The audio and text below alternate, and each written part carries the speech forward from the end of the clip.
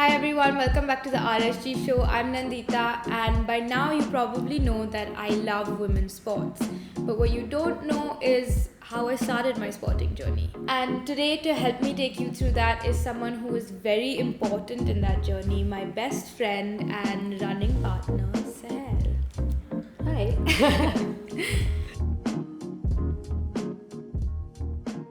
So we went to the same school. It was an all-girls school.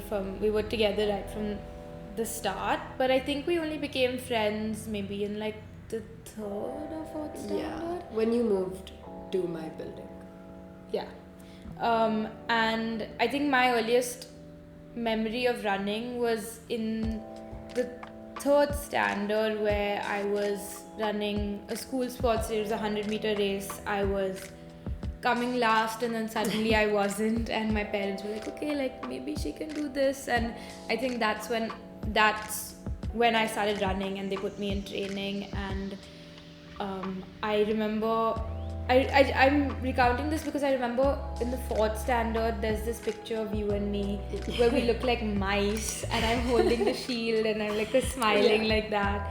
And that was definitely after we had run at a sports day or whatever. So I don't know if we were already running in the fourth standard or I had started running. And I think you were running before me, and then in the fourth standard, both of us ran this. I think it was the 100, and we beat one of the like tallest girls who was like supposed to run. Yeah. I don't know if I should name drop.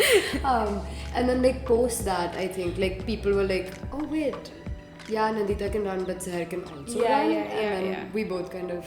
And I think also after that fourth standard sports day, after that said picture was captured, we went directly for our first inter-school running meet because there's also another picture where we look like mice. And it was post this first athletics meet. It was an MSSA meet. Super intimidating. I remember being really intimidating, sitting in a line with like 600 other girls waiting for your heat to be called up. I'd never experienced anything like that. And I just remember feeling very accomplished afterwards, and we had taken that really like awkward picture as if we were never friends and meeting for the first time. Yeah, I feel like those meets were like the first time I was like truly left on my own too. Like they were like, okay, just go sit with 200 girls, and I was like, what? Yeah. It was crazy. What did I love about running?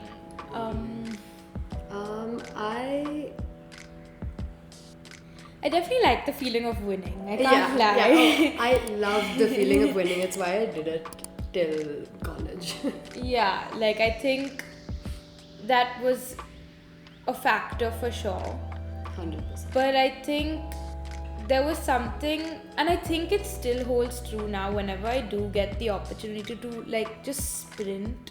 There's something that's so the feeling is like unbelievable, just being able to move your body like that, and the feeling during and after is like runner's high, bro. Like it's real.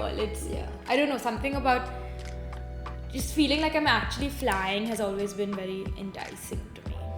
I think I also loved I loved being good at it, which goes with winning. Yeah. But I also just loved that it was kind of my thing.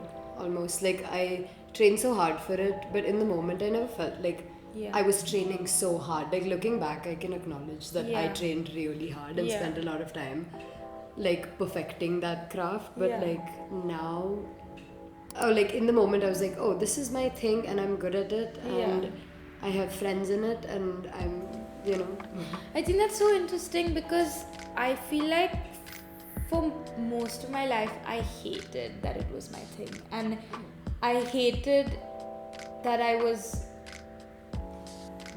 so good at it that it was my thing, because it just felt like that much more pressure that I had to perform.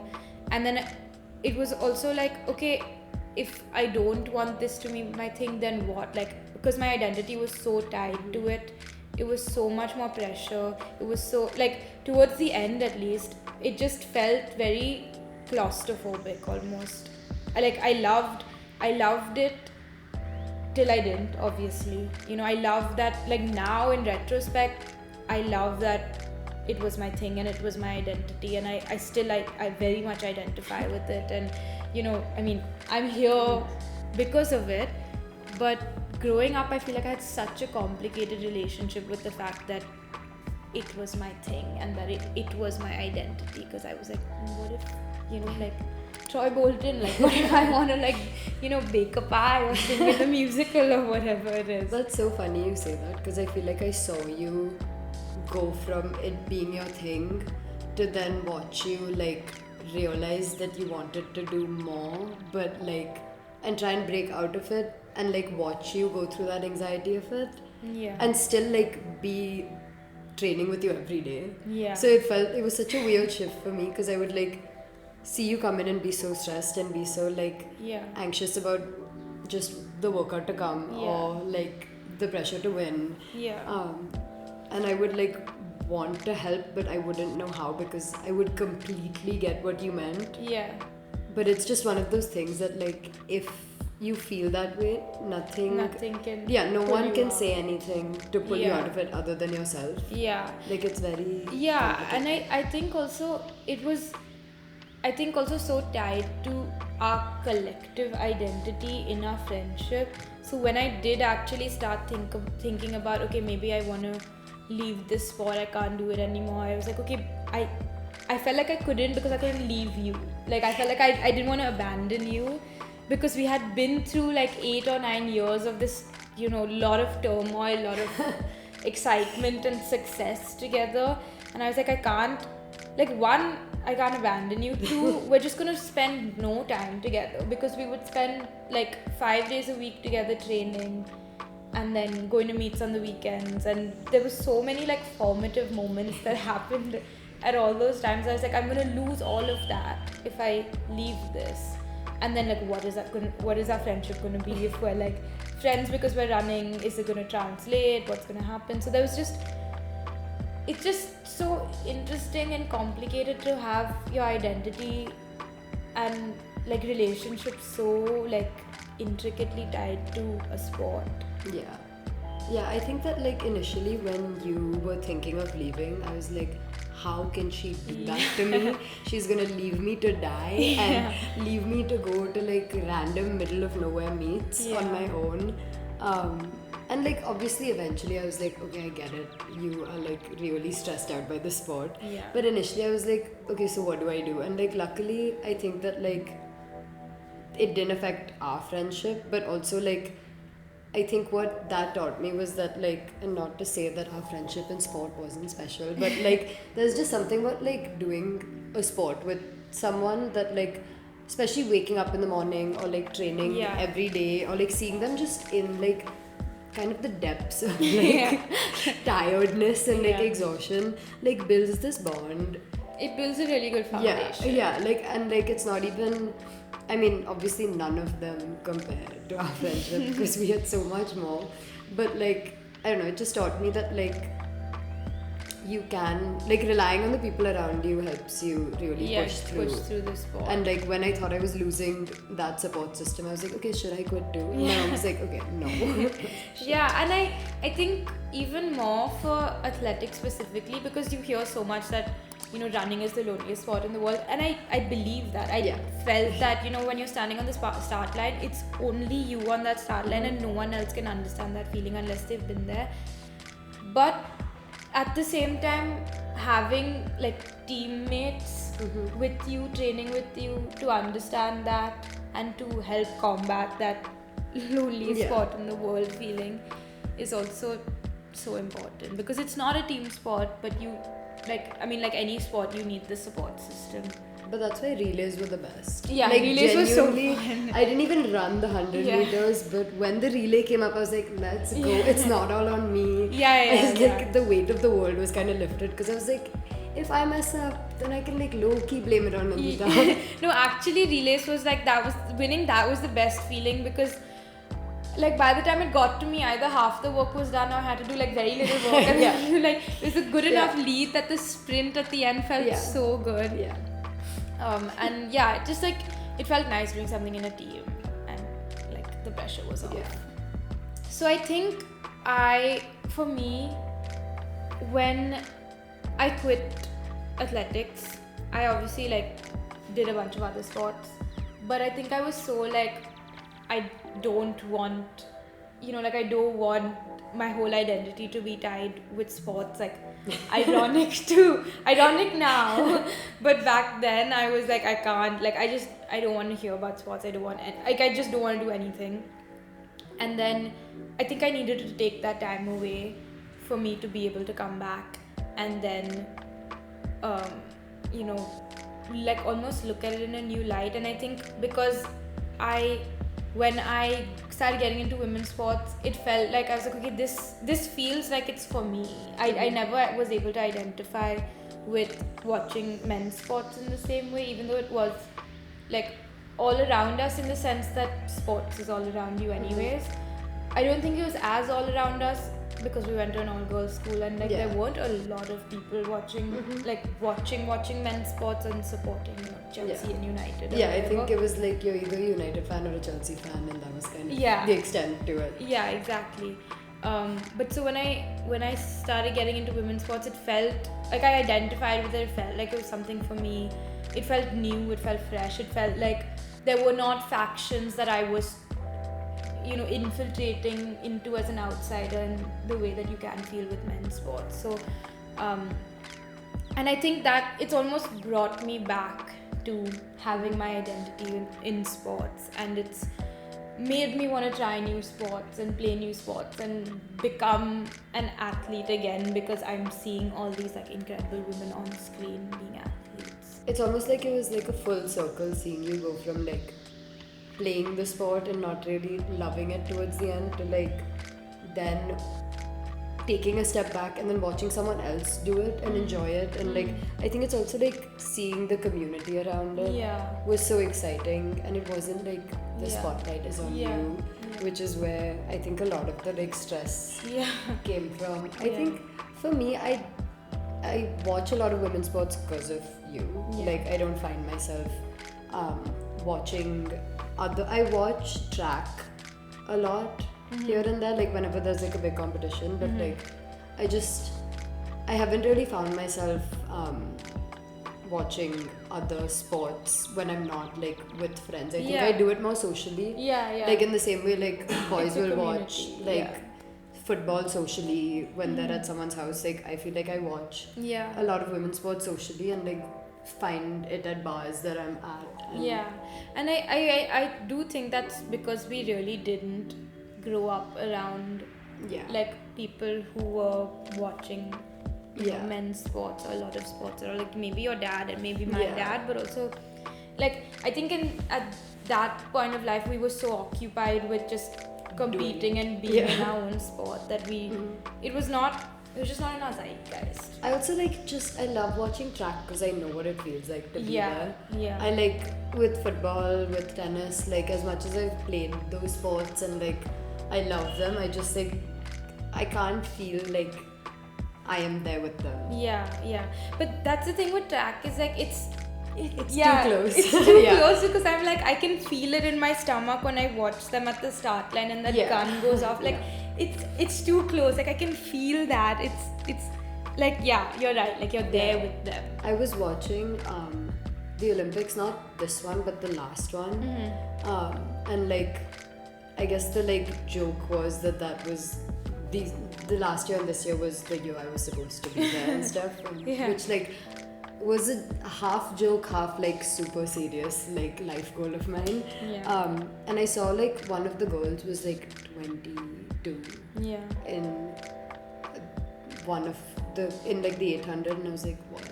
That could have been like that's literally like and like that really like made me have this like existential crisis of like, whoa, if I just followed this path and like seen it through, I could put, I mean again like could have, but like no, I get it. Like I think even when I went to watch the Olympics live, like it was incredible and surreal and amazing, but also like a little existential because I was there and I was like, I could have been here if I had just committed. If I wasn't anxious, like, you know, so just like not gone to college and committed to the bit of track.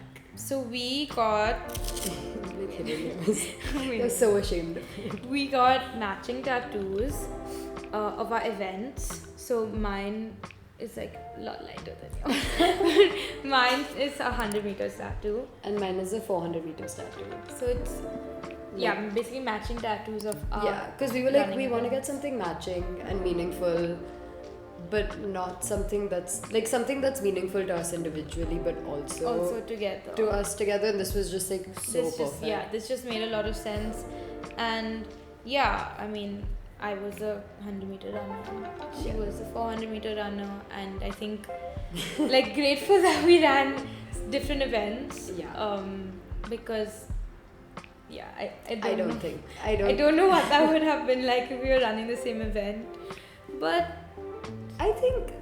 I mean, we would have definitely been. I think both of us, like, we're not competitive people in general.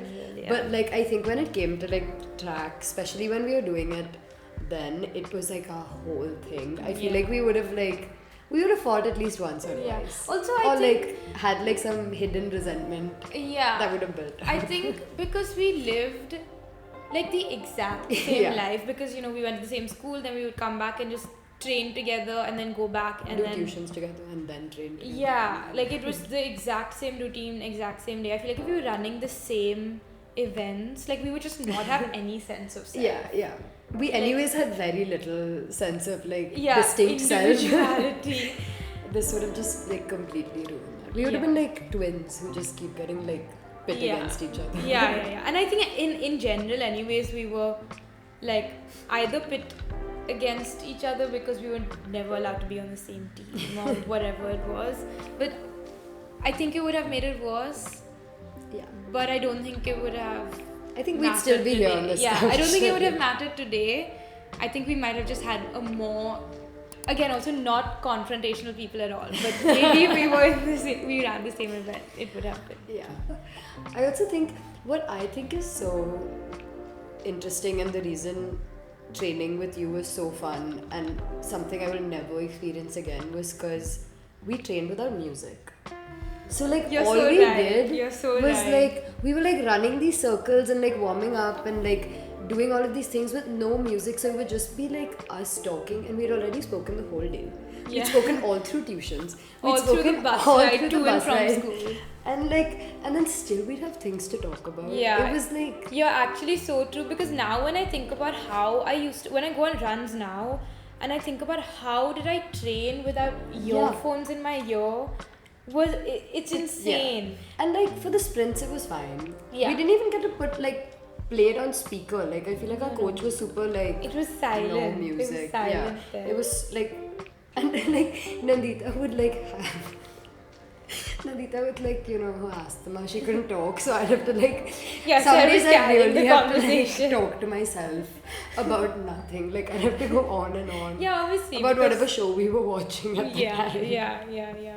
No, that's so true, actually. Yeah, like I feel like anyone I train with now, even at a gym, like You need there's always music. going to be music playing. Like it's Yeah. not just like unfiltered Yeah. thoughts, no like Yeah. distractions, nothing. Yeah. And yeah, I don't know. Like all to say, like in retrospect, of course, I respect our coaches a lot. Like fully, especially like our last coach. Yeah, we made it as far as we did because of him. I think it's just as kids, you don't understand that that's also the relationship you're supposed to have with your coach as an athlete. Or maybe it was just not something that I learned immediately, because you hear athletes talk now and they're so grateful to their coaches and they have so much respect for them, and I can look back and understand that now, and I have a lot of respect for him now. But back then, like, this was a man who was yelling at me 5 times a week and telling me that if you don't train till you puke, you've not had a successful training session. Like, that will mess you up for life. Genuinely.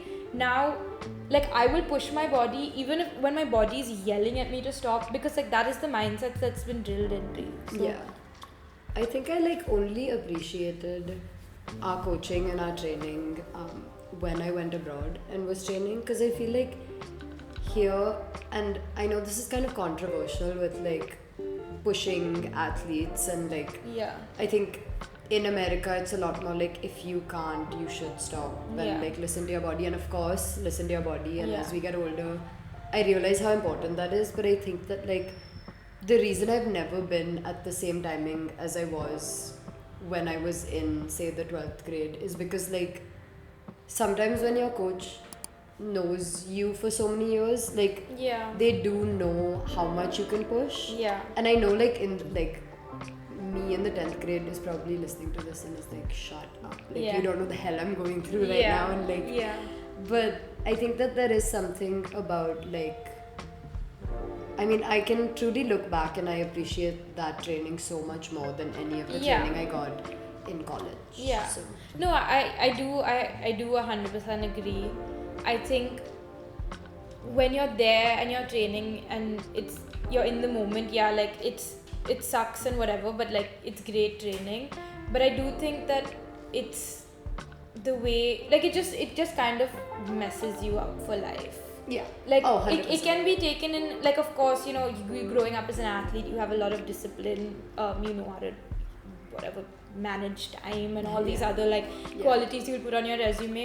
But I think there are a lot of aspects that also genuinely mess you up for life so subconsciously that you don't even realize. Yeah, it's like now if I go to like the gym, I'm never fully satisfied with my workout just because Yeah. I'm like, okay, I'm not throwing up. Yeah. I can still stand. I can Yeah. still walk. No.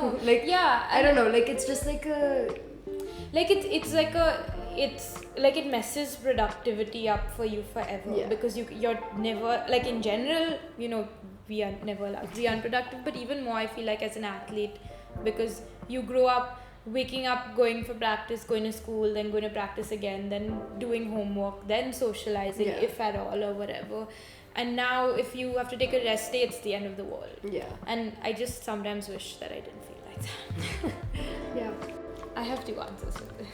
Okay. Okay, one is Glorious by Macklemore. Mm-hmm. It's insane to run to. You start off kind of slow, then it picks up, and as it hits to like, we are glorious, you like sprint that. Like I always cue that song up for the last like 60 seconds of my run, because I know that I usually, even if I'm going on like a long run, whatever, 5k, whatever it is, I always want to end the runs with like a wee sprint. Yeah. And that song, like it's so good, like even after 5k when you have nothing left in your bones, it just like like it puts the gas in you. It's so good. That, and the second one is your recommendation, LLC by Nicki Minaj. I was is okay. insane. That's so crazy. That beat is so good to run to. Yeah. Again, like not a sprint, but when I was running the Nike 10k and I just needed more gas, and I needed to pick up my pace because I also wanted to run at a certain pace. I just queued that song up over and over again because it has such a good beat. It is the perfect, like, it's the perfect pace, and it just peps you up a little more to keep going. Those are my two recommendations. My two recommendations is anything Nicki Minaj, because the beats are just so like quick and they're so fast, and like you almost like, because there's so many parts to the song that are so different that like you feel like you're on a different like it's a whole workout. But also I've realized I have this playlist from 2017, 16, something like that. It was called my warm-up playlist, and every time I play it, it's almost like my brain like kicks into like warm-up. So it's like really stupid, like truly like 2017 like stir fry by the Migos. Like it's like a Drake. Like there's a lot of like random songs, but like my body, and like I've started playing that not just when I'm running but when I'm like doing work sometimes, because it's just like a fight just gets of you in like the zone. it's just like my body's like, okay, gotta lock in now. Yeah.